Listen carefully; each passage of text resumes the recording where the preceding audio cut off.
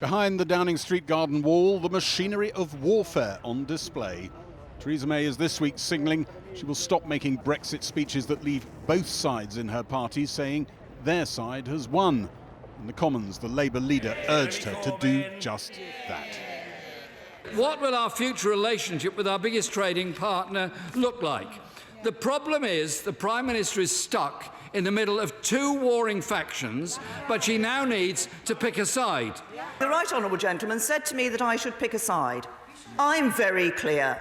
I have picked the side of the British people, and they will be the ones I deliver for. Order! Today, the shifting patterns of Parliament's rival Brexit camps were on full display. Brexiteers who once cheered Theresa May, now threatening revolt. You can tell from the headlines who thinks she's about to move against them. The Telegraph front page proclaims pro-Brexit Tory MP Jacob Rees-Mogg warns Theresa May, give us a real Brexit or face a coup. It brought a Twitter torrent of slapdowns from his own side. Alan Duncan, Foreign Office Minister, accused him of insolence. Fellow Minister Alistair Burt said people were tired of this endless threat and counter-threat. Minister Richard Harrington accused Jacob Rees-Mogg of putting dogma above the good of the country. MP Simon Hoare said the hectoring nonsense and blackmail has to stop. In the Commons, role reversals. Tory Brexiteers who loved the early rhetoric of Theresa May's premiership begged her not to sell them short. Could she very kindly give some of my constituents who are concerned at the direction of travel that we are indeed going to leave the EU and not remain in any way a vassal state?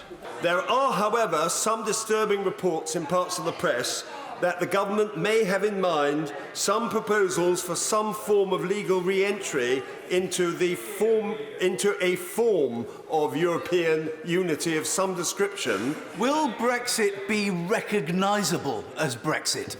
The Prime Minister. Yes, can I say to my honourable friend, there has been much sort of jocularity around the term Brexit means Brexit, but it does mean Brexit. People want to ensure that we take back control of our borders, our laws, and that we no longer continue to send vast sums of money to the European Union. Pro-Remain MPs seemed much happier with the Prime Minister's direction of travel. On Friday, the Cabinet must agree and settle its policy on Brexit. I thank my honourable friend for her comments, and I can assure her that is exactly what the Cabinet intends to do on Friday. Boris Johnson, visiting Whipsnade Zoo to back the ivory trade ban, is just as hostile to the reported direction of travel as his backbench allies. But no one, including Number 10, can be sure if that means he's about to go rogue. Well, our political editor, Gary Gibbon, joins us now from Westminster. Gary, why have these threats from the Brexiteers suddenly blown up? Have they changed their position, or is Theresa May? Well, Theresa May looks very much as though she's changed her position. You can remember that phase one of her premiership, all red lines and strident Brexiteering, and then phase two, she made speeches which ended up with both sides in her party saying, oh, I like that speech. She's now, it is said by senior figures in Number 10, determined to move to phase 3. And she acknowledges, I'm told in private, that the position that the government has got into now is that the risk of resignations is less than the risk of time running out in the negotiations. You've got a flavour of who's decided where all that policy is leaning in the House of Commons there. It's quite clear that the plan that is forming in Number 10 leans into EU institutions more than Theresa May's initial rhetoric would ever have led you to think she would. And she's got to try and squeeze that past Brexiteers in her cabinet at Chequers on Friday, she hopes, avoiding resignations. And can she do that?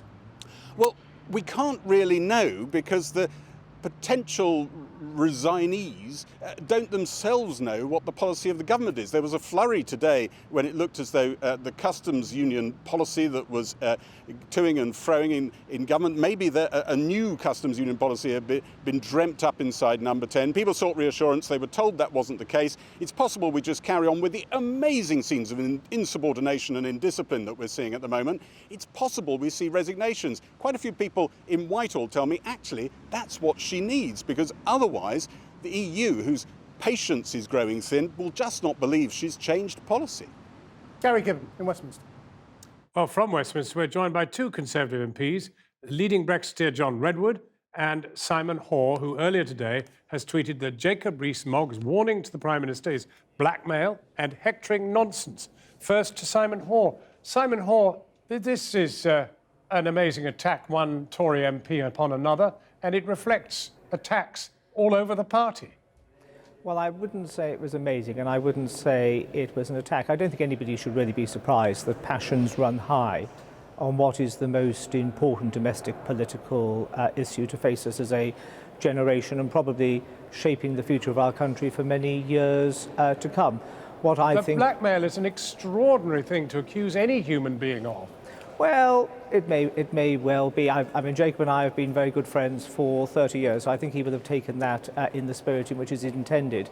The point I was trying to make, John, is that now is not the time for my colleagues or myself to start holding a gun to the Prime Minister's head, demanding this, that or the other. We should have total faith in her forensic attention to detail, her commitment to delivering a Brexit that works both for us and for the European Union, and giving her the space and time to get on with it. Now is the time really for advice and threats and counter-threats to cease, and for progress to be made. And this is the week where I'm absolutely confident progress can be made, where the government will be strengthened as a result of that progress, and we will move forward in a more united way. Well, you'll have heard Gary Gibbon reporting that it looks very much as if the Prime Minister has changed her position, and that we're headed for what some have called the softest of Brexits, £40 billion to pay to align ourselves without any power to control anything, but with the power to absorb some of it. Well, I think what the country voted for was pretty clear. They wanted to see us take control of our laws and our money. But I don't believe anybody voted in that referendum, or indeed would be advocating now, to see either a diminution of our country in terms of the role that we can play on the international stage, and certainly not a weakening of our economy, our job prospects, because on